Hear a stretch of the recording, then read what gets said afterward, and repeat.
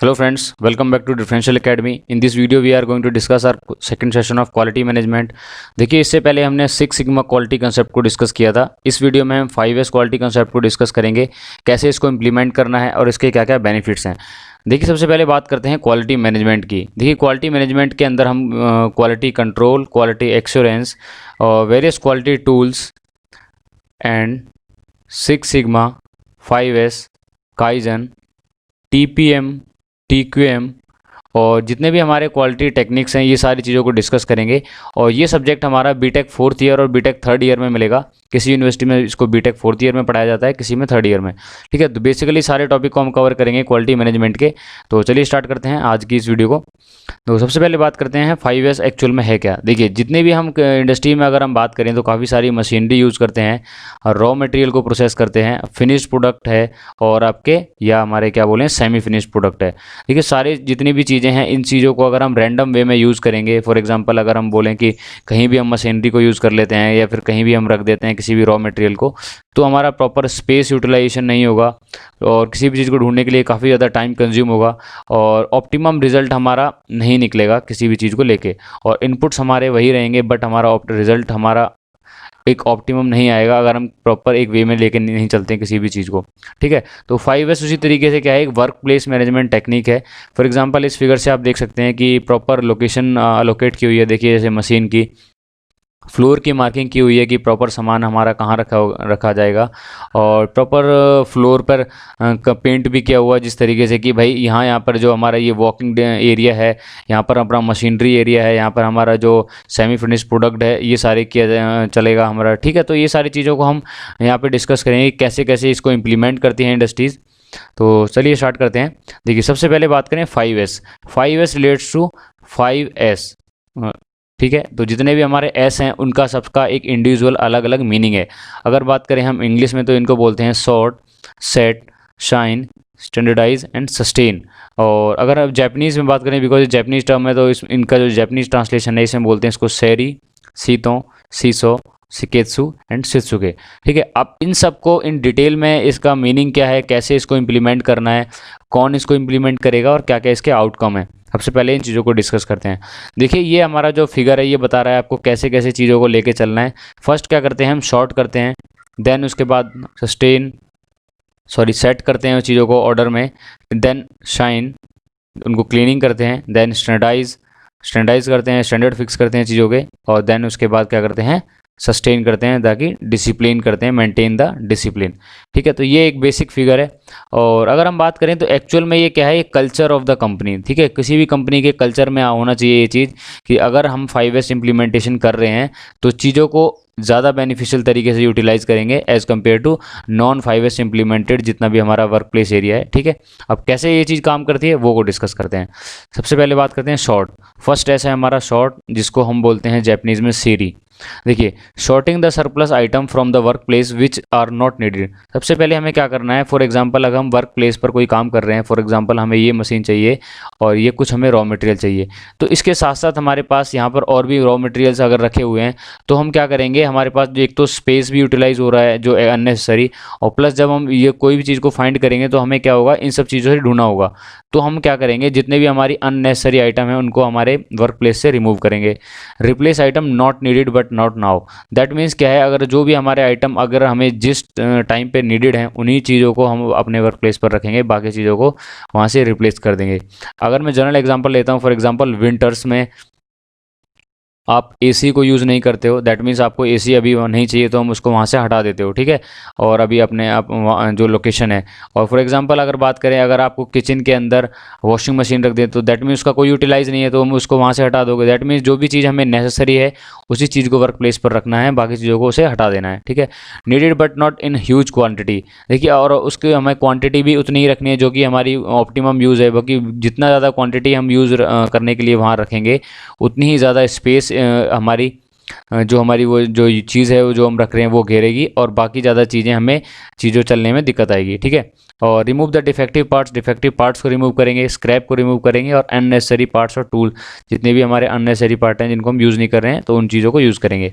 अब इसको यूज़ करने के लिए कुछ रूल्स हैं, कुछ रेगुलेशंस हैं जो कि हम इसमें फॉलो करते हैं बाय रेड टैग मेथड। ठीक है, तो हम रेड टैग यूज़ करते हैं कि कैसे कैसे हम कि भाई किसी चीज़ को अगर रेड टैग लगा देते हैं कि ये चीज़ हमारी क्या है, ये डेंजर आइटम है या फिर इसको हम यूज़ नहीं करना है, तो उस पर इस तरीके का रेड टैग फिक्स कर देते हैं और उस पर डिटेल डाल देते हैं पार्ट की कि भाई ये चीज़ है, इसको हमें यूज़ में नहीं लेना, दैट मीन्स वो रेड टैग है। ठीक है, तो इस चीज़ों को हम रेड टैगिंग भी बोलते हैं। अगर हम देखें तो पोटेंशियल जंक आइटम के लिए ही इस पर यूज़ किया जाता है।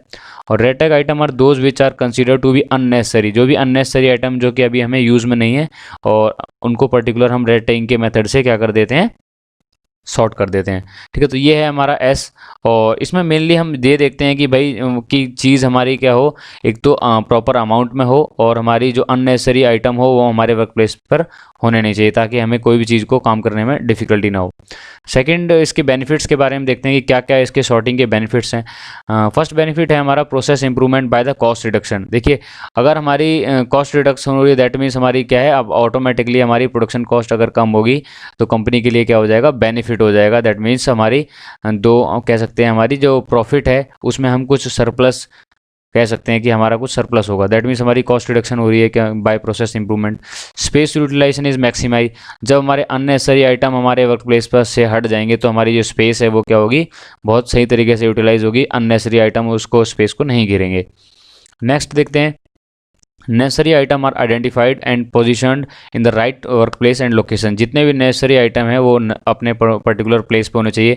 फॉर एग्जांपल, अगर आप लेथ मशीन यूज़ करते हो और इसके पास आपने एक प्रॉपर टूल्स के लिए एक रैक फिक्स की हुई है, तो प्रॉपर हर टूल अपने अपने उसमें होना चाहिए। फॉर एग्जांपल, हैमर यहाँ पे है, ठीक है, और अगर बोलें टोंग को आपने यहाँ फिक्स किया हुआ है और यहाँ पर कोई और अदर टूल है, तो हर टूल की प्रॉपर लोकेशन फिक्स होनी चाहिए, ताकि आप जब भी इसकी ज़रूरत हो आप डायरेक्ट आप इसको उठाओ और यूज़ करो और वापस इसको वहीं पर रखो। ठीक है, आप अकाउंटेबल होने चाहिए कि भी चीज़ों को उठा के आपने यूज़ करना है, देन वापस उसमें रखना है। बिकॉज अगर 5S मैथोलॉजी आप इंप्लीमेंट रेगुलर नहीं करोगे तो आप जब नेक्स्ट टाइम वही ऑपरेशन करोगे तो आपको कोई भी पर्टिकुलर टूल ढूंढने में काफ़ी ज़्यादा टाइम कंज्यूम होगा और आपकी ऑटोमेटिकली प्रोडक्शन कॉस्ट क्या होगी, बढ़ जाएगी, क्योंकि आपने बहुत ज़्यादा टाइम लगने वाला है किसी भी पर्टिकुलर टूल को या फिर किसी पर्टिकुलर जॉब को ढूंढने के लिए। ठीक है, अनवांटेड आइटम आर एलिमिनेटेड, और अनवांटेड आइटम हम एलिमिनेट कर देते हैं इसमें, ये हमारा एक बेनिफिट है। वर्किंग एनवायरनमेंट एक इम्प्रूव, देखिए अगर ज़्यादा बहुत अगर हम पर्टिकुलर एक स्पेस में बहुत अननेसेसरी आइटम्स को रख देते हैं तो हमें काम करने में काफ़ी डिफिकल्टी होती है, तो ऑटोमेटिकली जो वर्क एनवायरनमेंट है वो हमारा क्या हो जाता है, बहुत ज़्यादा डिफिकल्ट हो जाता है, काम करना हमारे पॉसिबल इजीली नहीं होता। Prevention of losing the tool, that means क्या, अगर हमारी चीज़ें सारी सही प्लेस पर होंगी, जैसे मैंने एग्जांपल दिया, तो कोई भी टूल हमारा खो नहीं सकता हमारा। ठीक है, प्रॉपर हमारी लोकेशन फिक्स होगी कि अगर हमें हैमर यहाँ से लेना है तो यूज़ करने के बाद हैमर को वापस यहीं रख देना है, ताकि नेक्स्ट टाइम जब हम यूज़ करें तो वो हमें यहीं पर मिल जाए। ठीक है, तो ये है हमारा बेसिकली शॉर्टिंग। तो और हिंदी में बात करें तो शॉर्टिंग का मीनिंग क्या होता है, ये होता है छटाई करना किसी भी चीज़ की, अननेसेसरी आइटम की छटाई करना, दैट इज़ शॉर्टिंग। और नेक्स्ट ऐसे हमारा set in order, that means particular किसी भी चीज़ को एक सिस्टमेटिक अरेंजमेंट में सेट करना। ठीक है, और एक छोटा सा एक हम स्लोगन यूज़ करते हैं, place for everything, everything it's in its place, that means हर चीज़ की एक पर्टिकुलर प्लेस होना चाहिए और एक उसी पर्टिकुलर प्लेस पे वो चीज़ हमेशा फिक्स होनी चाहिए। ठीक है, ये है हमारा सेट इन ऑर्डर, जिसको हम जैपनीज़ में सीतो बोलते हैं। डिस्कस करते हैं एक्चुअल में है क्या systematic arrangement. Set in order का मीनिंग क्या है, किसी भी पर्टिकुलर जॉब का या फिर वेरियस टूल्स का एक सिस्टमेटिक अरेंजमेंट तरीके से हम उसको पोजीशन करें, उनकी लेबलिंग करें और उनको आइटम्स को जितने भी हम यूज़ कर रहे हैं उनकी एक प्रॉपर लोकेटिंग करें कि भाई ये चीज़ इस तरीके से रखी जाएगी।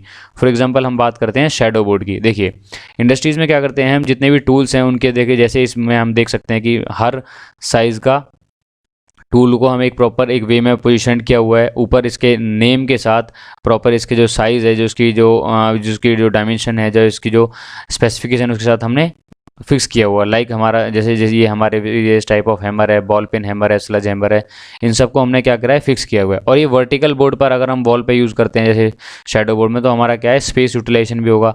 जब भी हमें कोई टूल की ज़रूरत होगी तो हम इसको टूल को लेंगे और बाद में इसको वापस यहीं रख देंगे। और साथ में क्या करते हैं, एक टोकन बोर्ड भी यूज़ करते हैं।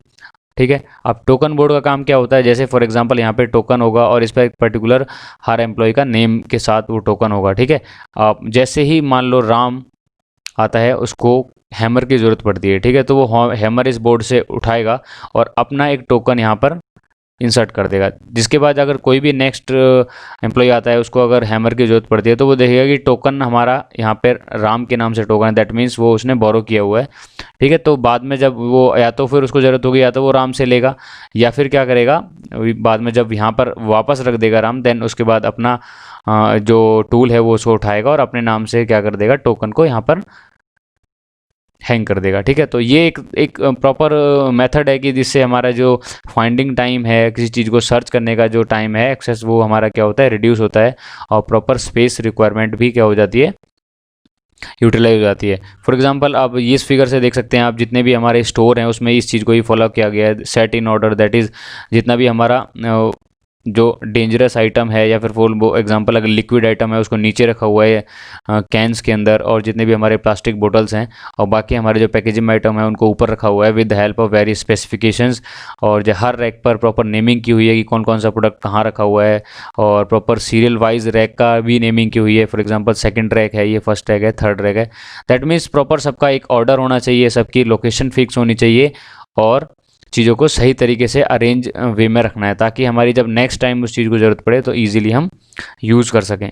ठीक है, तो नेक्स्ट देखते हैं इसके कुछ एग्जांपल। देखिए अब ये हमारे क्या है, जो हमारी फिक्सर को हमने किस तरीके से रखा हुआ है। फॉर एग्जांपल 10 ट्री फिक्सर को हमने यहाँ पे फिक्स किया हुआ है, 8 ट्री फिक्सर को यहाँ पे है। तो प्रॉपर एक रैक में हर चीज़ की नेमिंग की हुई है, लेबलिंग की हुई है, ताकि हमें इनको ढूंढने में टाइम वेस्ट ना हो। ठीक है, और बात करें अगर हम कंपनी के लेआउट की, देखिए आपने मोस्टली कंपनी में देखा होगा फ्लोर पे एक येलो कलर की लाइनिंग होती है। ये हमारी बताती है कि कौन कौन सी चीज़ों को कहाँ पे प्लेस्ड करना है। फॉर एग्जांपल यहाँ पर हमें मशीनरी रखी हुई है, तो ये हमारा फ्लोर एरिया क्या है, मोशन के लिए पॉसिबल है, और इसी प्रॉपर जोन में हम क्या करते हैं, मोशन पॉसिबल करते हैं। बाकी में हमारा कोई भी प्रॉपर स्पेस रिक्वायरमेंट के लिए क्या है, कोई भी अगर अब जॉब रखना है या फिर कोई मशीनरी रखती है तो उसके लिए प्रॉपर स्पेस क्या करते हैं, यूटिलाइज करते हैं।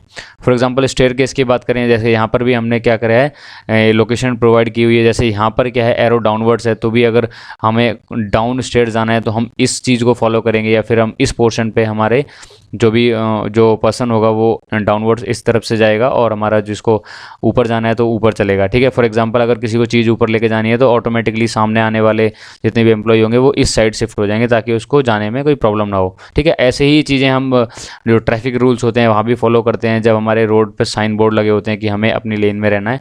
तो इससे क्या होगा, स्पेस यूटिलाइजेशन भी होगा, प्लस जो अदर एम्प्लॉयज़ होंगे उनको कोई भी प्रॉब्लम नहीं होगी ऑपरेशन परफॉर्म करने में। ठीक है, सबसे पहले बात करते हैं, ये एक अर्गोनॉमिक अप्रोच है। अर्गोनॉमिक मींस क्या है कि भाई ह्यूमन डिफ़िकल्टीज़ को जितना हो सके हम कम करते हैं।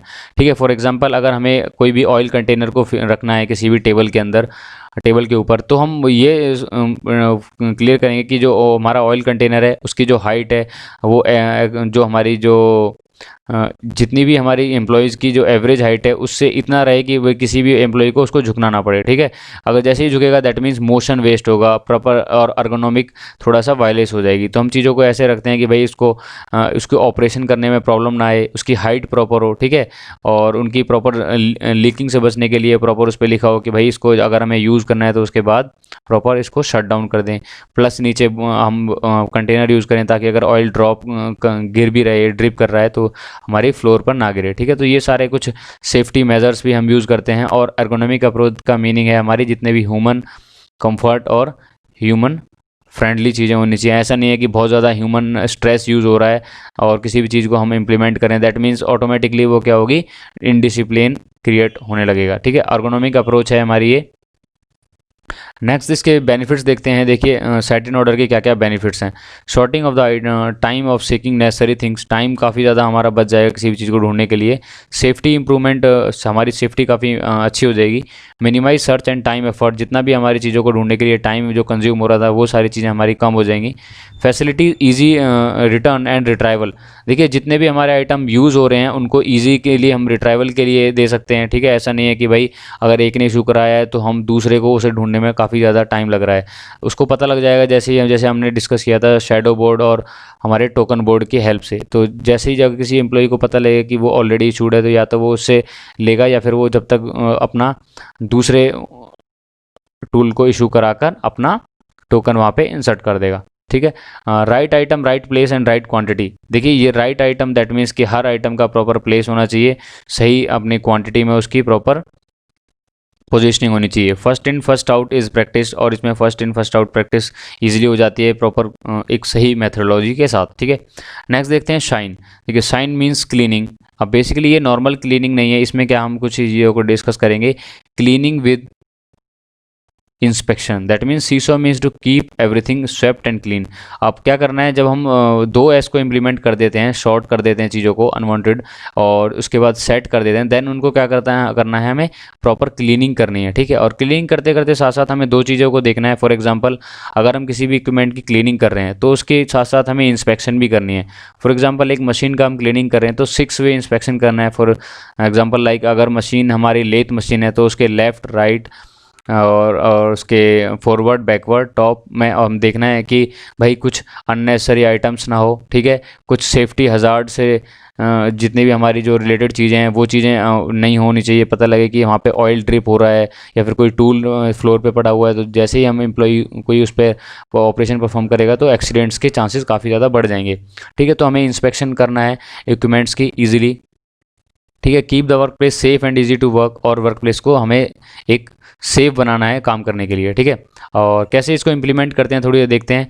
आप जैसे हमारे कुछ जो हमारे जितने भी हमारे जो क्लीनिंग इक्विपमेंट्स हैं उनको एक बोर्ड पर हैंग किया हुआ है, ताकि हमारा एक तो फ्लोर भी बचेगा प्लस हमारी सारी चीज़ों को प्रॉपर वे में पोजीशन किया है। और बाकी बाद में जब हम इनको यूज़ करेंगे और बाद में दोबारा इसे यहाँ पे हैंग कर देंगे, तो हम कोशिश करते हैं चीज़ों को वर्टिकली बोर्ड पे इंसर्ट करने की, ताकि जितना भी हमारा हॉरिजॉन्टल जो एरिया है वो हमारा कम से कम यूटिलाइज हो और चीज़ों को ईजिली पोजिशन किया जा सके, ठीक है।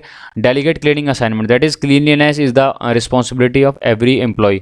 हर एम्प्लॉय को पर्टिकुलर अकाउंटेबल बनाना है कि भाई उसका वो अपना वर्क प्लेस को क्लीन रखे और उसको इंस्पेक्ट भी करे टाइम टू टाइम, ताकि हर रोज़ उसको क्या करे कि दिक्कत ना आए किसी भी ऑपरेशन को परफॉर्म करने के लिए, ठीक है। नेक्स्ट देखते हैं determine the what is to be clean.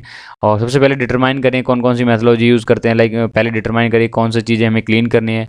Determine the method used, कौन सा मेथड यूज़ करना है। फॉर एग्जांपल हम एयर ड्रायर यूज़ कर रहे हैं या फिर हमारा नॉर्मली क्लीनिंग का कोई मेथड यूज़ कर रहे हैं, नॉर्मली डस्टिंग कर रहे हैं, और प्रॉपर एक टाइम शेड्यूल किया जाए। लाइक एग्जांपल हम 15 मिनट जो हमारी शिफ्ट से पहले 15 मिनट के लिए क्लीनिंग कर सकते हैं, या फिर हम उसके बाद शिफ्ट के बाद जो हमारी after the utilization of machinery और जितने भी हमारे इक्विपमेंट्स है उसके बाद करें, लेकिन हमारा पर्टिकुलर टाइम फिक्स होना चाहिए। ऐसा नहीं है आज हमने क्लीनिंग कर ली इक्विपमेंट की और महीने भर तक हम उसको क्लीन नहीं कर रहे हैं। तो प्रॉपर हमारा क्या है टाइम शेड्यूल होना चाहिए।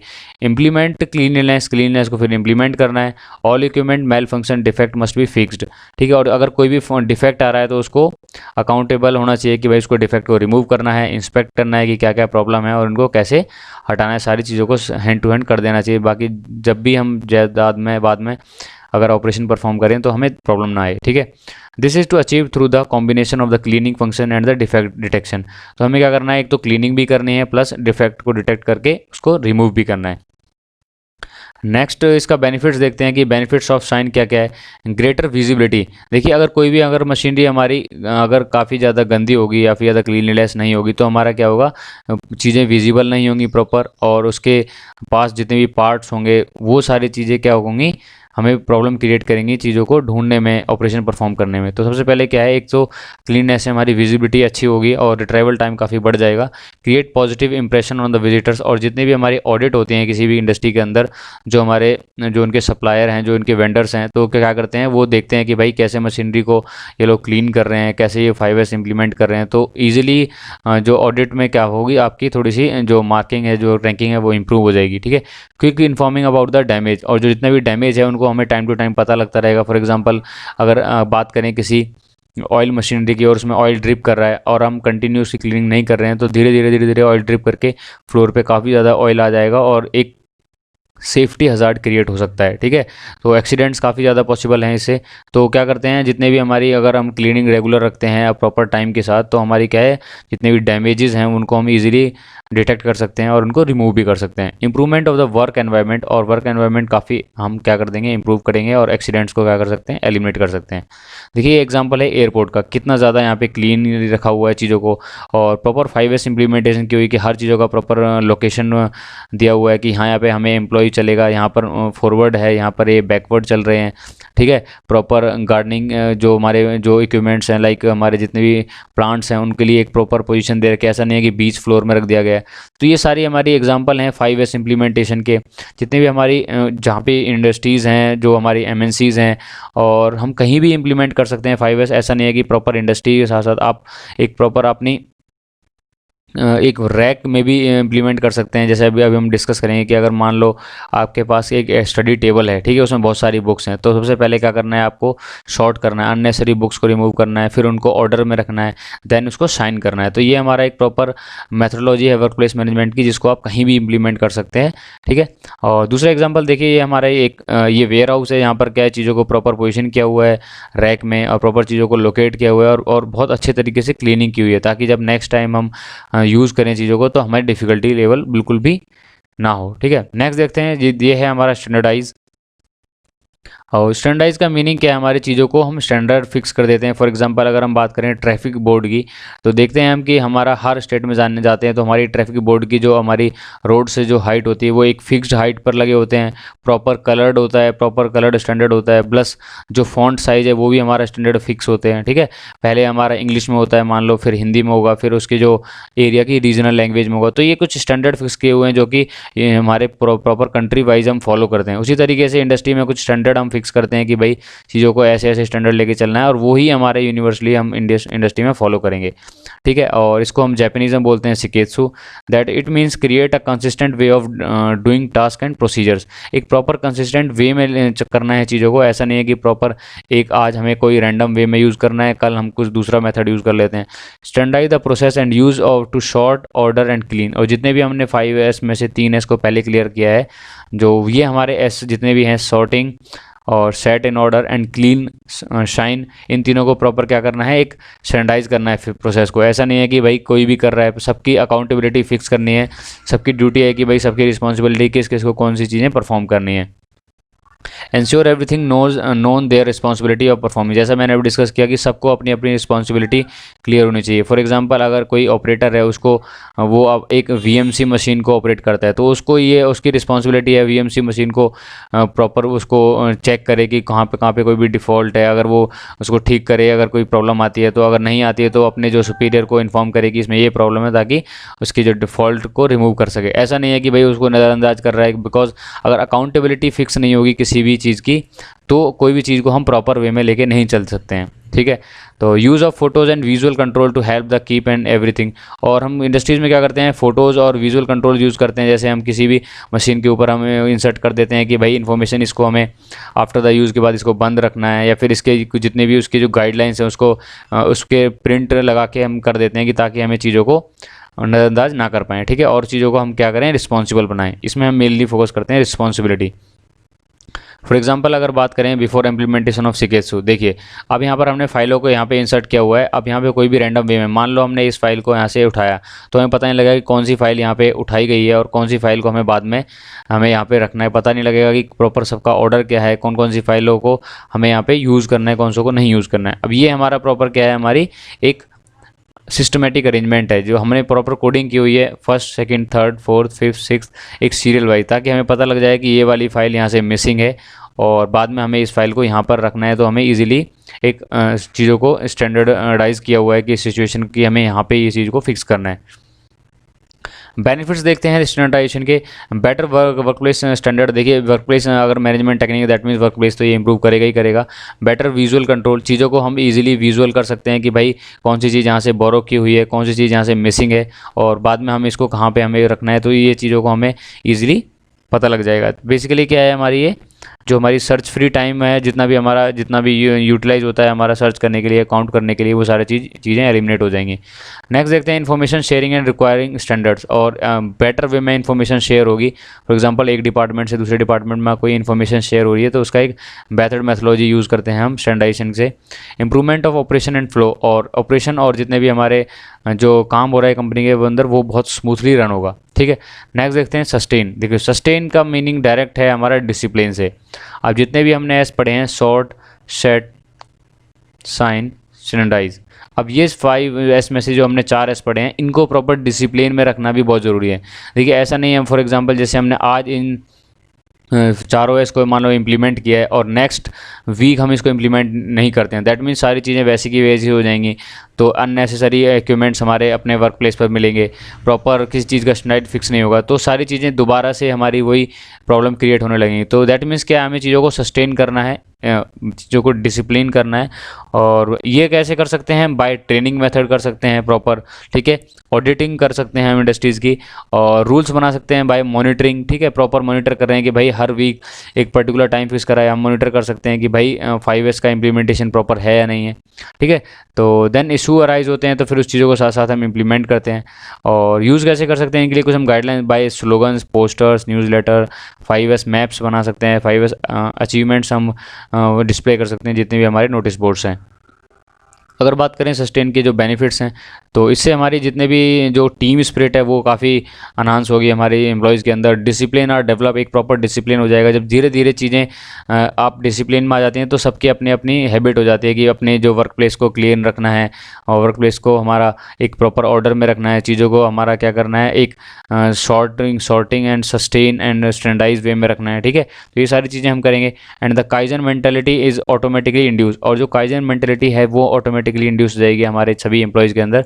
काइजन मीन्स कंटिन्यूस इंप्रूवमेंट, ठीक है। अगर हमारा कंटिन्यूस इंप्रूवमेंट और अगर एक बार हमारा डेवलप हो जाता है इंडस्ट्रीज़ के अंदर, एम्प्लॉयज़ के अंदर, तो हमारा क्या है, ऑटोमेटिकली 5S इम्प्लीमेंट सही से होने लगेगा और जो चीज़ें क्या होंगी, एक स्मूथ वे में रन होने लगेंगी, प्रॉब्लम नहीं आएगी किसी भी चीज़ को हैंडल करने में, ठीक है। अडॉप्शन ऑफ बेस्ट प्रैक्टिस, और धीरे धीरे ये चीज़ें हमारी प्रैक्टिस में आ जाएंगी।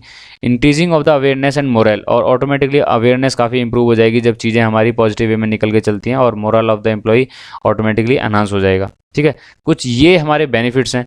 और अगर हम टूल्स की बात करें, देखिए 5S के लिए जितने सारे टूल्स हैं, फॉर एग्जांपल हमने शैडो बोर्ड को डिस्कस किया।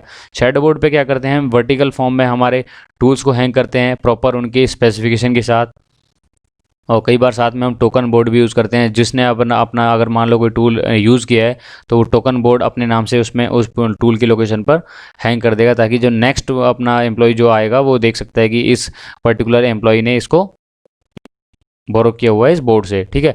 फ्लोर मार्किंग यूज़ करते हैं। फ्लोर मार्किंग फॉर एग्जांपल हम फ्लोर पर मार्किंग करते हैं कि हमारा प्रॉपर, मान लो अगर ये फ्लोर है तो इस प्रॉपर पोजीशन पे हमारी मशीनरी होगी, ठीक है। ये हमारा वर्क प्लेस का जो एरिया होगा जहाँ पर हम मोशनल मशीन को यूज़ करेंगे, फॉर एग्जांपल फोर्कलिफ्ट यूज़ कर रहे हैं, या फिर हमारी जितने भी हमारी कार्ट यूज़ कर रहे हैं फॉर हमारे जितने भी रॉ मटेरियल या हमारे सेमी फिनिश्ड प्रोडक्ट को यूज़ करने के लिए, यहाँ पर हमारे ऑफिसेज हैं। तो मतलब हमारा जितना भी स्पेस है वो प्रॉपर यूटिलाइज होगा बाय मार्किंग करने के बाद, ठीक है। और हमारी जितनी भी स्टेयर्स हैं उन पर मार्किंग की, जैसे मैंने अभी डिस्कस किया था, डाउनवर्ड और अपवर्ड्स के लिए एरो को डिस्प्ले करेंगे, ठीक है। लेबलिंग करेंगे चीज़ों की। अगर हम लेबलिंग की बात करें, फॉर एग्जांपल कंटेनर का एग्जांपल लेते हैं, अगर कंटेनर में एक ऑयल फिल करना है तो हम उस पर प्रॉपर मार्किंग करेंगे कि हम एक टैग लगाएंगे। अगर रेड जोन है, रेड टैग है, ब्लू टैग है और येलो टैग है, मान लो हम फिक्स कर देते हैं कि रेड टैग दैट मीन्स हमें उसको रिफ़िल करना है, और ब्लू टैग बताता है मान लो कि हमें कि ये हमारी जो क्वालिटी जो इन्वेंट्री है वो हमारी एक्सेस आ रही है, दैट मीन्स हमें उससे ज़्यादा नहीं फिल करना है, और येलो है दैट इज़ ऑप्टिमम है। तो प्रॉपर लेबलिंग से हम चीज़ों को करते हैं, बाकी जिससे हमारी क्या है, डॉक्यूमेंटेशन काफ़ी कम होता है और विजुअली चीज़ें ईजिली हैंडल होने लगती हैं।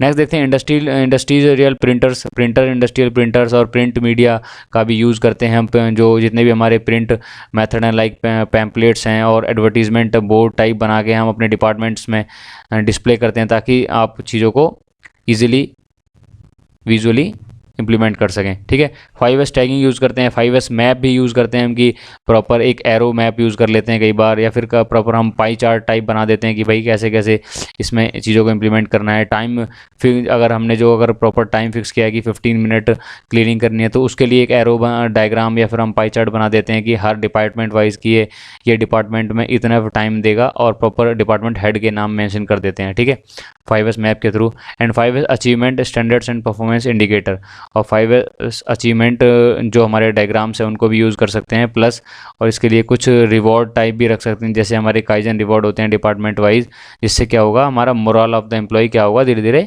इंप्रूव होने लगेगा और चीज़ें हैबिट में आने लगेंगी, ठीक है। तो बेसिकली 5S ये है। 5S हमारा एक वर्क प्लेस मैनेजमेंट टेक्निक है जिसके अंदर हम 5S को पढ़ते हैं और चीज़ों को कैसे हम लेके चलते हैं, like sorting, set, sign, standardize and sustain की तरीके से। तो इसको हम कहीं भी इम्प्लीमेंट कर सकते हैं, चाहे वो आपका पर्टिकुलर स्टडी रूम हो, चाहे आपका कोई छोटी वर्कशॉप हो, चाहे कोई बड़ी इंडस्ट्री हो। बेसिकली क्या कर रहे हैं, हमें चीज़ों को एक ऑर्गेनाइज और वेल मैनर्ड चीज़ों में लेके चलना है, बस और कुछ नहीं है 5S। और बस लेकिन क्या है, धीरे धीरे जब अब चीज़ें इम्प्लीमेंट होने लगती हैं तो क्या होगा, जो हमारी जो जितना भी जो वेस्टेज ऑफ द टाइम था वो हम चीज़ों को कम कर देंगे, और जो प्रोडक्शन कॉस्ट ईजिली क्या हो जाएगी हमारी, रिड्यूस हो जाएगी। तो ये है हमारी 5S क्वालिटी टेक्निक्स।